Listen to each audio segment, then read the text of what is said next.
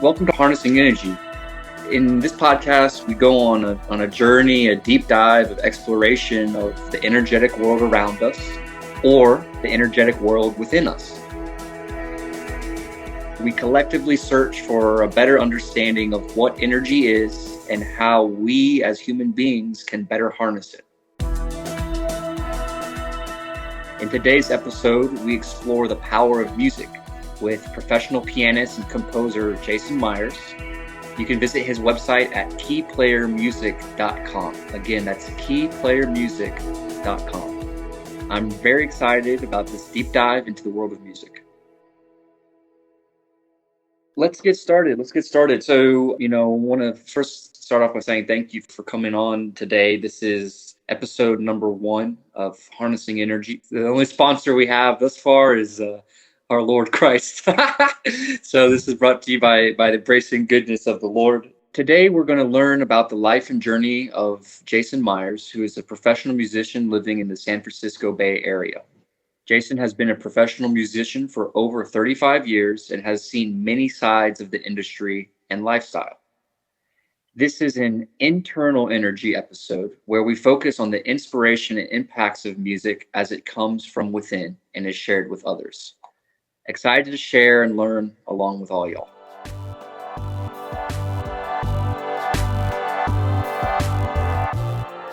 So, Jason, you're a musician. Welcome to the podcast. Welcome to the show. Looking forward to the day where we can meet up in person. So, you're a musician, man. You've been one all your life. You've been inspired. I know inspiration comes and goes, and the lifestyle is definitely not an easy one. And it's my understanding that lots of people set out on a journey to become a musician and quickly get thrown off by the large amount of work and hard breaks that comes with it all. And it's my understanding that it's not nearly as glamorous as it's made out to be by media and society. So would love to hear your thoughts on this. And again, welcome to the show.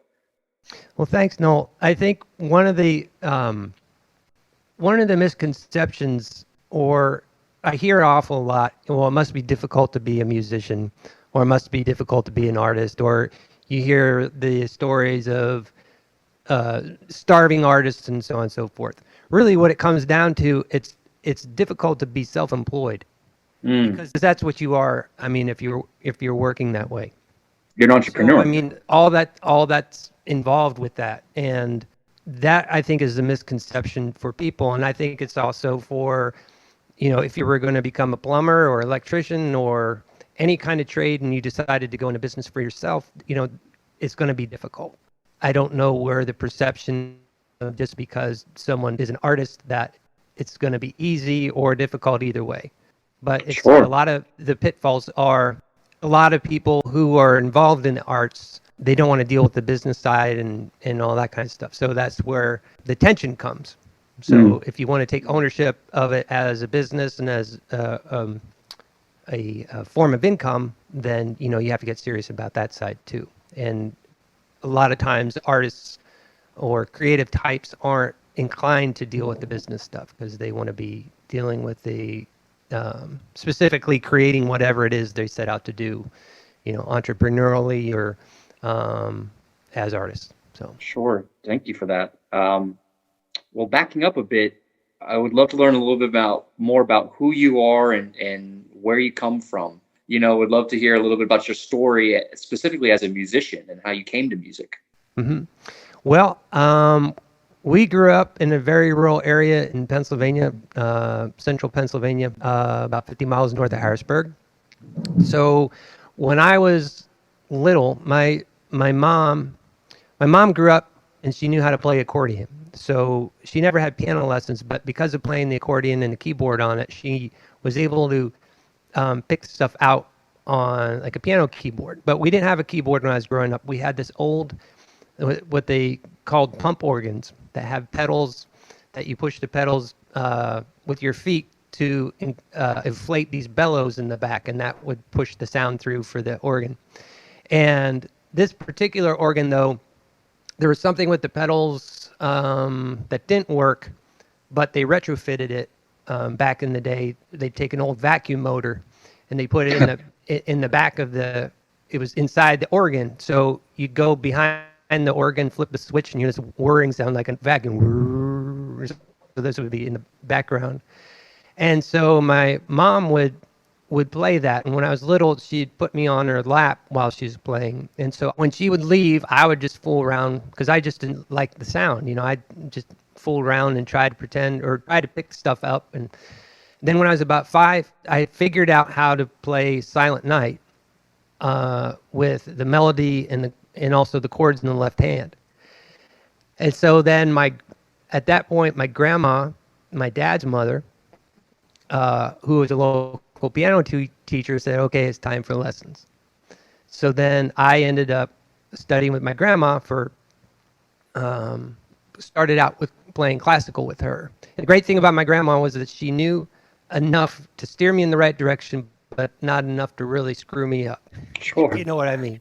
Yeah. So she also encouraged or never discouraged playing popular music. So like listening to, what my brothers were listening to and all my friends, we grew up listening to rock and roll and all that kind of stuff. And so I always wanted to, be a big rock star like, Billy Joel or Elton John or someone like that. That was kind of my thing. And then when I was about 15 or 16, a friend of mine's mom asked me if I knew a couple of songs. They're called Deep Purple and Moonglow. And these songs were from the 30s and 40s. And so I went and got a book at a music store that had these songs in them, but it also had all this other music from the 30s and 40s. And as I was going through this book, I was thinking like, where's this? It was this really weird hit I had, and it's like, where's this music been all my life? And I had this really, it was kind of a surreal connection to it. And what kind of genre was it, if I can ask? Yeah, so it was the jazz standards from the 30s and 40s. So like stuff you'd hear Frank Sinatra singing, or someone like that, or Nat King Cole. But growing up, I wasn't listening to that music. Sure. My grandfather, I remember, used to listen to a radio program, and it would have that kind of stuff on because that's what they grew up with. But yeah, it was always in the kind of periphery, and it wasn't prominent. And so yeah, so I got involved in that, and then I eventually decided to pursue jazz music from that point. And actually, it was a little later that I really went and did a deep dive, and it was probably my senior year of high school when I really started getting serious. And then I ended up going to college for one semester twice, which is not so much out of my lack of studying or anything like that. It was just because it's a long story to go into it. But yeah, I did 2 semesters at Berklee College of Music, and then I ended up finding a mentor in Boston, and I studied with him for about a year and a half or more too, and then I came out to California, and then I found the last mentor I studied with out here. Wow. And then, so you've been in California for a while playing music. Yeah. And even, when I was still living in Pennsylvania before I moved to Boston, I was doing some gigs here and there, just little things, doing parties for people and things like that. So, and then so I moved out to San Francisco in 1989, and that was 2.5 weeks before the big earthquake back then. Oh, wow. But I've been here, for the most part, I've been here almost all that time with the exception of 1992. I moved back to Pennsylvania, and I was there for a couple of years, and then moved back here in 95. Wow. So you've really just been following your heart as far as, listening to music and feeling inspired by it and pursuing it as a lifelong passion and career. Yeah, I mean, I knew it was something I wanted to do very, very early on. I remember there was this thing we had to do in first grade. So by that time, I'd only been playing, a year or two. And I remember there was this thing you fill out, like, what do you want to do when you grow up? And like I drew a picture of a grand piano and like me playing. So I had always wanted to do it. It was always within me. It's come naturally. I mean, I've definitely put in a lot of work, but it's it's just a part of who I am. There are only two times in my life where I can remember where I couldn't play the piano. Oh, wow. Um, hmm Yeah, so I mean, Did those most of times my give you life. some PTSD? Like, oh, where's my instrument? Yeah, not so much. It's just like, you're a little kid and you're becoming more conscious of the world around you. And there were just two times I remember. And I remember being able to sit at that organ not knowing how to play. And then there was Mm, another time when I was 5. Uh, our family went, my brothers and my parents and my grandparents went back to Switzerland where my dad's mom was from. And I remember my aunt having a piano in her house, and I'd sit at the piano pretending like I was a concert pianist. And I just bang along, but yeah, so it's always been a part of me. I've done it more than anything I've ever done. It's been a lifelong pursuit and passion, and yeah. that's awesome. That's awesome. Um, so talking and focusing on the power of music and really honing in on how do you use energy.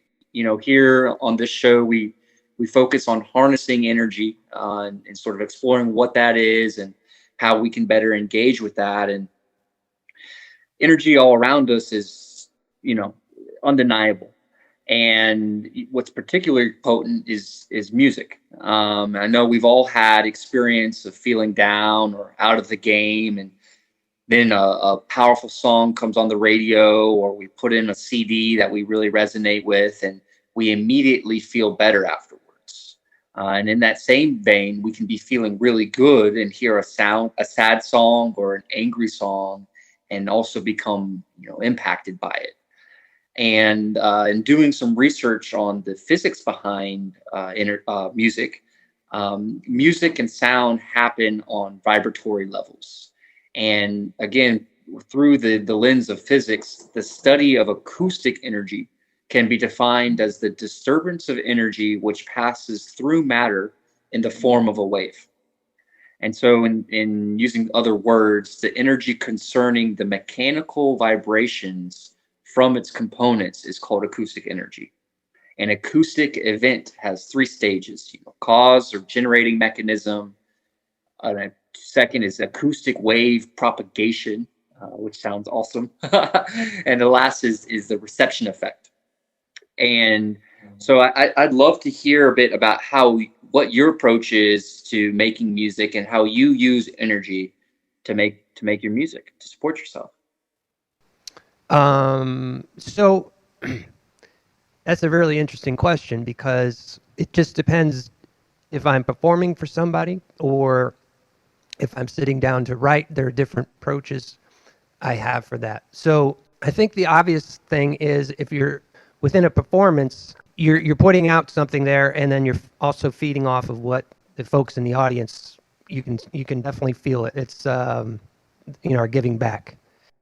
This is a really interesting question because I never thought as far as articulating it. If I could ask a clarifying question, when you say feedback from the audience, you mean as you're playing, you are sort of in the back of your mind or maybe in the forefront of your mind, sort of noticing the crowd's response and reactions to your music.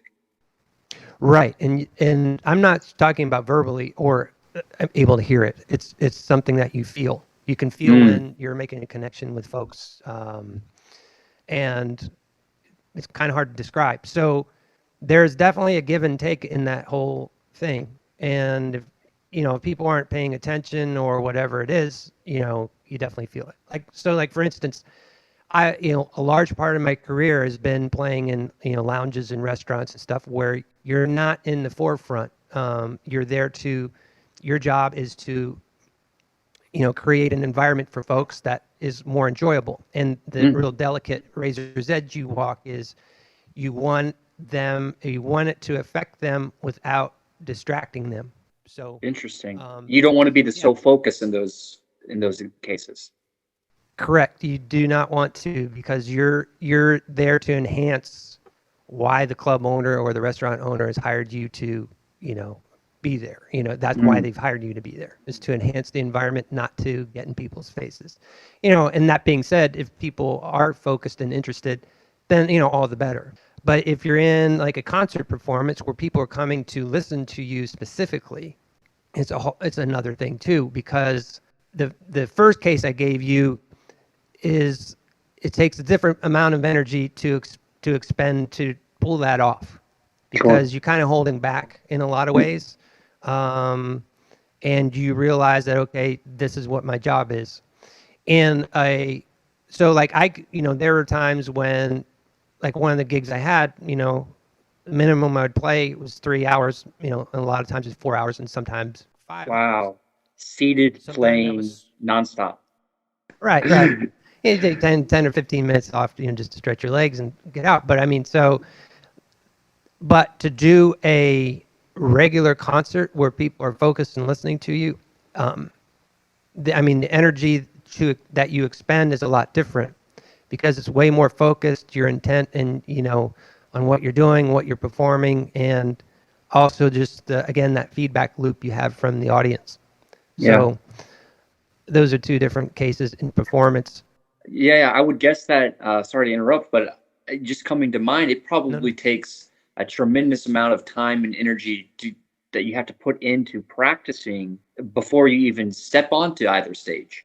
So if you're going to this 3 or 4 hour, gig where you're playing in the background and, helping people really enjoy their experience, I would assume that's, and again, I'm just making assumptions here, you can kind of be casually practicing throughout a week. And do you already have a preset list of songs that you're going to be playing, or are you kind of just have a menu, for lack of better words, where you're like, oh, this feels like a good song to play now, and then, oh, like, based on the mood, let me play this song next. How does that work? Right. Yeah. So in those cases, that's how I do it. I'll have like a couple of songs in my head that I'll start off with, just kind of like warm up, and then the rest is a feel in the room. And Mm. that was, that's one of the greatest compliments I've gotten from fellow musicians. Because one of the gigs I had was in San Francisco. We played, it was a trio. We had 5 nights a week, and we did that. The trio was for 10 years. I actually was at that gig for 13 years. Wow. The first 3 were solo piano, and then the last 10 were with the trio. And one of the Well, greatest compliments I got from one of the musicians who played with me regularly was like, "Wow, you know how to read a room." mm, And it's more of a feeling. And then there's also subtle ways. It's like if you're listening to heavy metal music all the time, which I enjoy, I can't listen to it all the time. I have to go and bring it down. And even like on a heavy metal album, there'll be faster songs and slower songs and all that kind of thing. So that's also, as far as the energy going within a room or a performance, you're bringing it up and you're bringing it down. So hmm like as far as programming a set, or back in the day when like it really mattered, the order of your songs on your CD. Now it doesn't matter, just because everyone's either on Spotify or clicking through it or not even worrying about buying an album. But that was one of the most fun parts for me as far as creating a CD, was having the order of the songs come to where the energy was, you know, peaking and valley, having peaks and valleys, and making sure that there was a flow to it. mm. Because again, in a performance, or if you're listening to the same tempo or even the same key, it's gonna get wearing on the person. So Yeah, on the mind body. Now, what about a concert performance? Because that, I'm not gonna lie, just thinking about that and trying to put myself in front of a group of people on a stage already gives me some visceral anxiety to think about all these people looking at me playing some music or something. Like, I would need probably 5 to 10 times the amount of practice time. If it's going to take 1 hour of concert time, I'm going to want at least 10 or 20 hours practicing that specific set before I'm even thinking about going out there. right, right. So yeah, so if I'm doing a concert setting, then yeah, I'm very cognizant of the set list and how, again, I'm thinking about the flow of it, up tempo, slow tempo, that kind of thing. Um, also just like if there are lyrics involved, if is it going to be Mm. like lighthearted to like heavy, that kind of thing, bringing it up and down. Hmm. So, Hmm. and also the preparation, yeah, there's definitely more involved in that. That's where, people are coming to, that's why they're coming. They're coming to listen to you perform. And so you want to be able to deliver for them in that way, you know? Hmm. So, Hmm. Hmm. Well, you talked a little bit about making an album. I would love to sort of break that down and dive into that a bit. What does it take, or what's the process like to, I guess, first make a song, let alone sort of putting all these songs together into an album?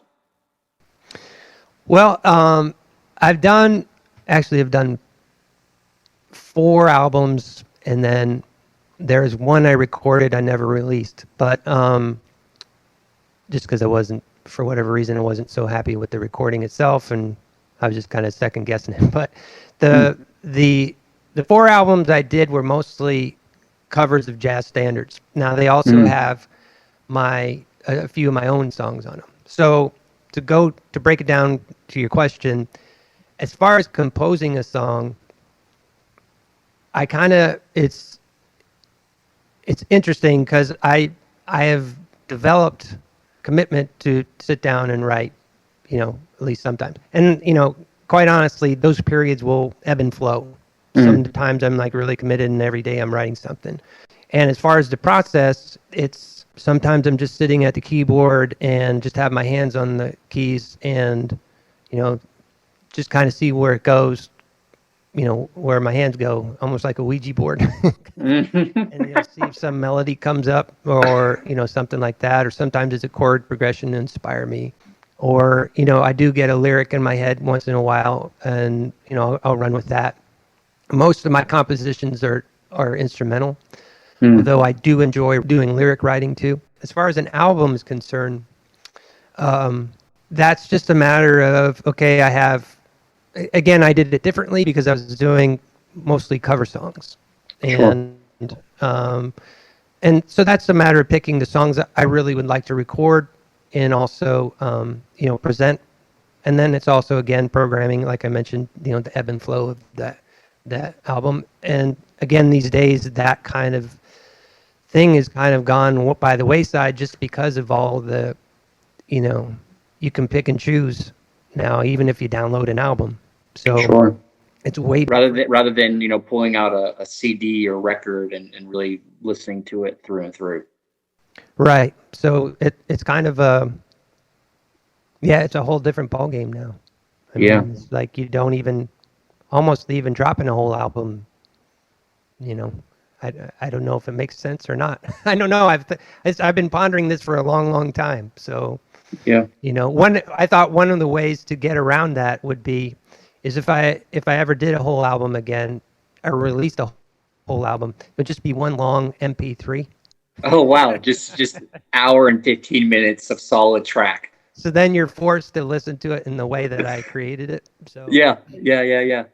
I don't know. That's interesting. It's funny because I have several people who are really big musicians, big as in they're very passionate about music in my life. One of them is my best friend Ernest, and he's really been encouraging me and empowering me to get back on the electric bass, which I played a little bit back in the day in elementary school and early middle school, and we've been collaborating a little bit on with some music. He's a super talented banjo player and guitar player and whatnot. And it's funny because I find that lyrics, I can come up with some lyrics here and there. We're actually kind of working on a little project of called Inario, which is a bunch of hymns that we're coming up with. And I can kind of get a little melody going in my head and pull some lyrics out. But when it comes to then sitting down and like I'll sing it a little bit. I've been playing around in Audacity, sort of with recording and whatnot. But then when I pull out my bass and turn on the lyrics, I'm just like, I have no idea where to even start here. It's just like, and then I just get frustrated and put the bass down and say, I'm not playing any more music. Right, right. Well, that happens too, man. I mean, like there's times when, like, even writing, and another thing that I'll do when I sit down to write is I really kind of get in a meditative space, and You kind of clear your mind and watch your yeah, breath and yeah, and also just like call on the muse, because there's a weird, thing about, I don't know. Sometimes I feel like somebody's around me, whether it's one person or two people or some energy around me that kind of leads me to where I'm going. Excuse me. And also, like, there are times when I just kind of, it's becomes kind of OCD where I can't stop. I need to finish this idea, whatever. So, mm, but there's also times when, I'm pretty good at managing my energy as far as knowing when I'm going to hit a wall, or if I've hit a wall. I discovered from on my first CD too that I can really manage energy in a studio. So, mm, like, every CD I've done, with the exception of the live one, although the live one we only did 2 takes of each song. But yeah, it hasn't really been more than 2 takes, because I know when, okay, I got to move on to the next song, and just kind of, I've been able to nail it. So anyway. yeah, I know. Kind of transitioning, but I know you've been playing a lot around with podcast music, and the intros and outros on this podcast are by your hands and by your mind. I'd love to learn a little bit about how you mess around with all the different sounds and whatnot that you incorporate into your music, because when when we first had a conversation about getting some music on on this podcast, and you shared like 10 different variations of potential intros, and man, they are like all different. They have their own different. They got drums in the background. They got a beat. They got somehow chimes going off. Like, where does that come from? Well, it's amazing. Like, now, what's available today, just on your computer, and what's available for free is unbelievable. So as far as writing those kind of things, what I've been doing is, I'll think, okay, what would be thinking, okay, I'm going to write something for like a sports podcast. So then I kind of get, okay, what would that sound like? And, thinking about that. Or, so I'll get an idea of like the type of feeling I want to write for. Or I'm messing around with the some synth sounds or whatever, and exploring those, and just start playing around with those, and I say, oh, that sounds cool. And then a melody will come out of that, or a groove will come out of that, and that's just, sometimes I get inspired by the sounds coming from the keyboard. Sometimes it's a beat. I'll listen to a loop or something, and it's like, oh, that sounds cool, and I think of a bass line to go along with that. Or yeah, basically, it's that one is kind of all mixed. Like, do I want this to be like more mellow, like NPR kind of thing, or yeah, so, Or a little more upbeat? or a little more upbeat. Yeah. Yeah, literally. Great. Well, uh, sort of shifting to what I personally think is maybe the most important part of the show, where we really dive into sort of your thoughts, feelings, and opinions on what is energy, and how can we better harness it. And in the last little section, we focused on, learned a little bit about acoustic energy, the physics behind music, and learned a little bit about your process in playing and in creating songs and beats. Would love to learn, kind of what is energy to you as a musician, and how do you gain inspiration to make music day in, day out, week in, week out? There's definitely a universal source that we all feed off of. You go out, and I mean, it's so cliche, but you go out into nature and you see all the different. There's no way. Like, you look at moss, and but you Hmm. really look at it really closely and see all the little tiny spores and think of the intelligence behind that. When it comes to, boy, this is really thought provoking, Noel. As far as harnessing it, I think it's a matter of. I heard the analogy once, that there's all this potential energy around us. Like you Hmm. think of electricity, and you have a light socket. You put in a 25-watt light bulb, you get only so much. But you put in a 100-watt light bulb in that same socket, and then you have much brighter light. Where am I going with that? I think it's like we can harness it as individuals, that same Hmm. kind of energy, and tap into that. And I think really what it comes down to is ultimately being able to put that forth out into the world. With whether it be just helping people or just being a positive influence. I think I don't think there's any. It's not. I mean, we talk about positive thoughts and negative thoughts. It also goes with energy.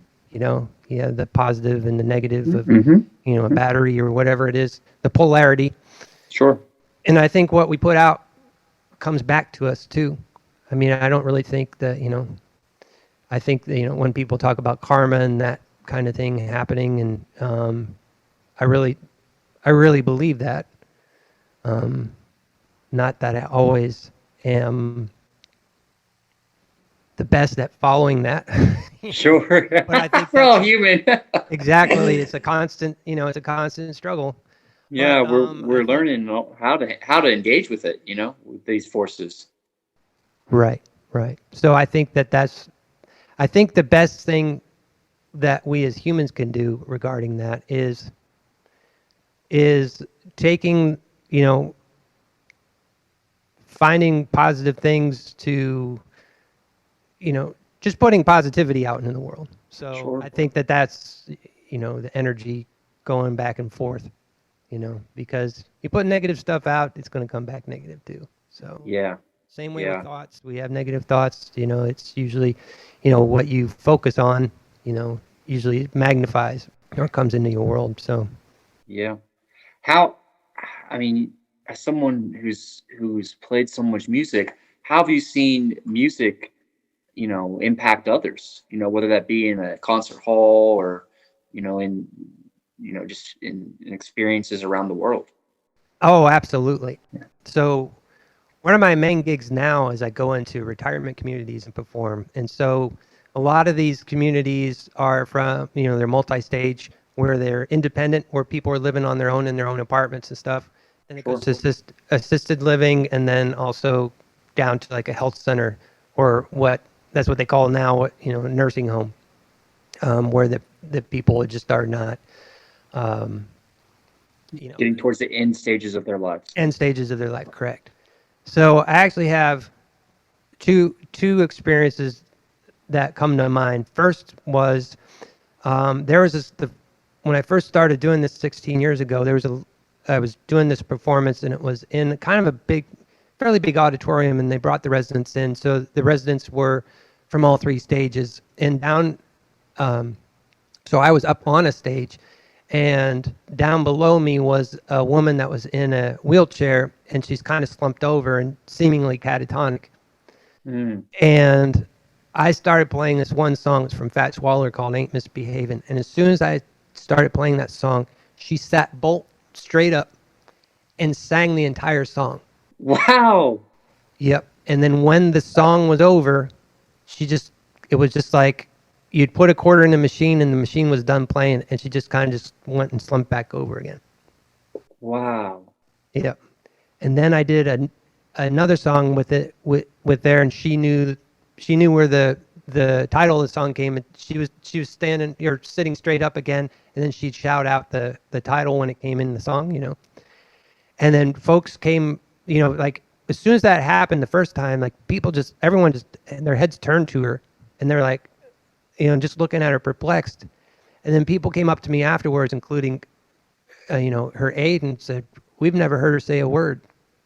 Wow, that is amazing. Hmm. And then the the other most profound one was um, when my folks were in a nursing home, and we were blessed to have them both in the same facility. And so I was visiting, and I went to perform there. And my mom had dementia, and for the last couple years, she didn't know my oldest brother or who I was.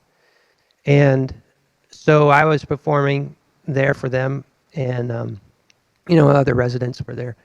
And so at that point, my mom, she didn't know who I was, and she basically lost her speech, but she had a speech pathologist who was kind of like an interpreter for her, for the rest of us. So they wheeled her in, and she, so I played, and I could see she had maybe had some kind of recognition to the music that was going on, but she, when I was done playing, the speech pathologist came up to me and said, "Your mom just asked, where did we get this guy?" We need him to come back every week. Or, oh, see, the thing is, though, I don't know if she was excited because she enjoyed it or she's excited because she didn't like it. So. Yeah. Sir, can we make sure he does not come back? Right. Exactly. So, and then the other thing was a time before that when I went to perform for her was she she was singing along to these songs that I never knew that she knew because like I never heard her singing them. So, but that was yeah. So pretty interesting experiences. And doing the retirement communities, I see that all the time. Wow, that is really powerful. Yep. That is really powerful. What um what advice do you have for aspiring musicians out there, or maybe better said is if you could go back in time to meet a younger version of yourself, what are some key words of wisdom or advice you would give him or them? Hmm. What I would give myself would be stick with it more. Um, I had this fabulous mentor out here, um, and I didn't take advantage of that fact Mm. as much as I could have. I I let the rest of my life get in the way of that relationship. It's not just about music; it's about your own life and being right with that, and making sure that you have other things in place.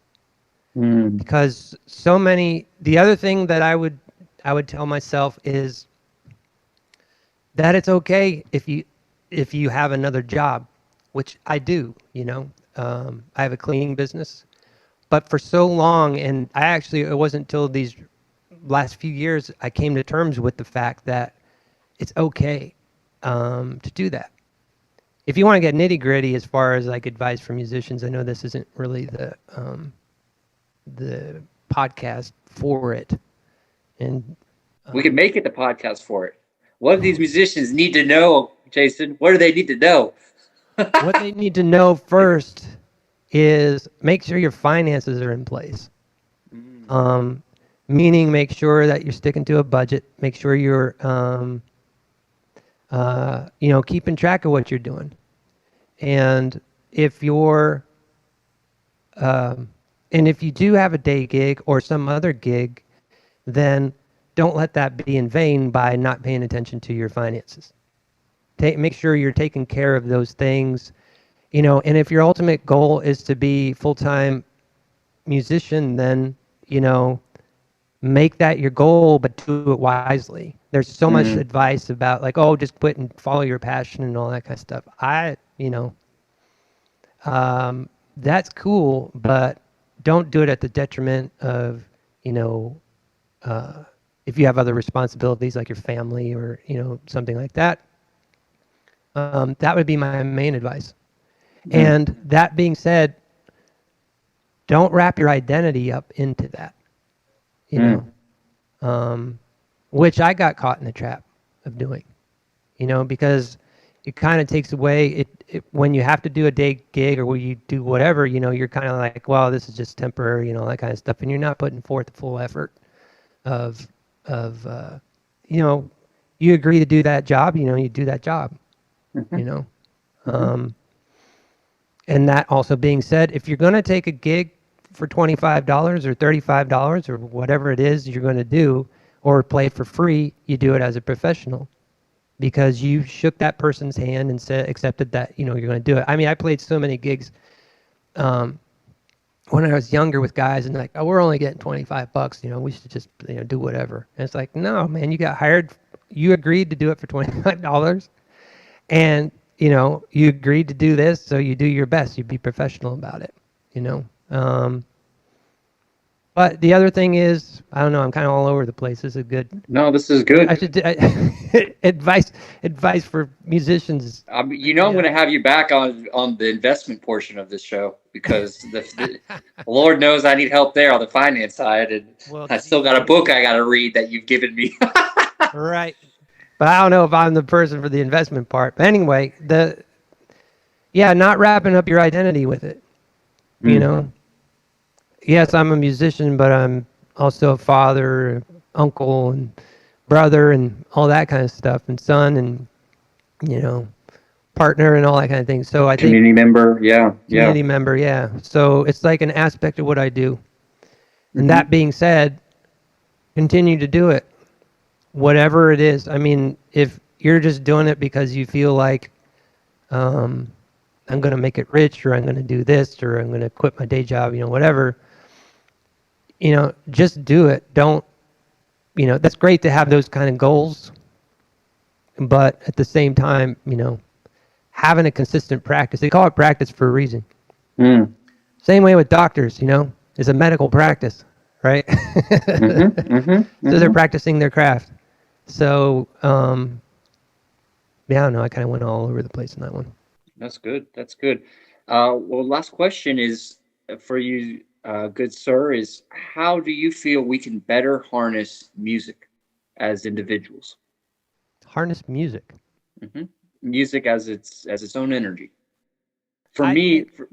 maybe it'll be helpful for me. I've been finding both as someone who's playing music, and I think it's I really appreciate you sharing the family story of the organ because I recently purchased a harmonium and Oh, have wow. been playing some harmonium, and it really hits me deep in my heart, and it Hmm. makes sense because it sounds like it's sort of genetic.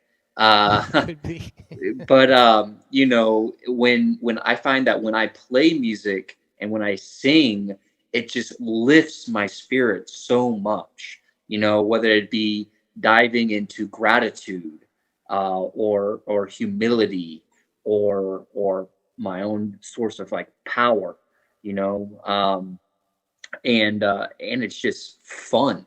It's so fun to play and hear a beat and kind of sing to it, or have some inspiration come up and just sort of be messing around. And it's good for me as someone who's very serious to play some music and not be very good at it, because it helps me take myself less seriously, because it's Hmm. like, dude, you don't need to be coming up with a top track right now. Just do it to have fun and to get in Right. touch with yourself. And then on the flip side of when I'm listening to music, I find that I have a subscription to Spotify, and I make Spotify playlists. As a yoga teacher, when I was teaching yoga, I had 3, 4, 5 Spotify playlists, and that was hugely important to setting tone and intention within my classes. And when I practice, I like putting on music because it really, again, just calms everything down when I'm listening to a more calming playlist, or I have the more up tempo playlists if I'm teaching a class and they're going to get their ass kicked today. They're going to be holding downward facing dog for 5 minutes. We better get some upbeat music going, because they don't want to be hearing the whole time that Right. that Right. they're holding a posture. Uh, Yeah, so yeah, I listen to music when I get, at work, if I have to get a memo done or an executive summary done in the solar industry, I put on some hardcore rock or some rap, and I'm like, all right, here we go. I don't know. That's how I've been sort of harnessing music recently. Right.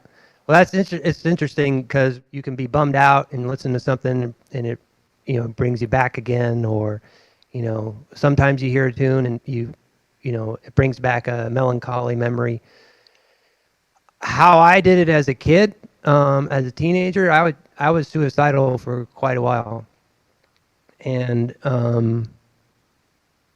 if it had not been for the piano, I'd probably not be here, or I'd be recovering from something. Mm. Because that was my outlet, whether it was playing or listening, but definitely playing for me. And so I harnessed it that way to get me through those depressive moments and work my way through what I had to work through. And it's Almost like a always personal therapy. yeah, when I was a kid, it was how I managed anxiety because I was a Mm. really anxious kid. Oh. But yeah, without a doubt. But it got me through those dark times.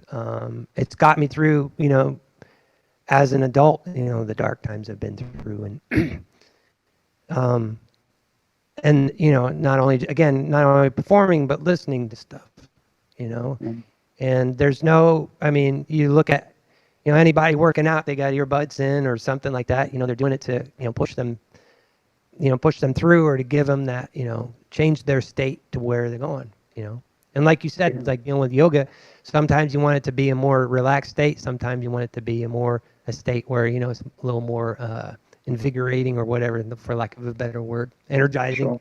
Yeah. So, so I Oh. think, and to your point too, if you enjoy singing or you enjoy performing or playing an instrument, I mean, not performing, but playing an instrument, and even if you do it for yourself, then just do it because it's Mm-hmm. enjoyable.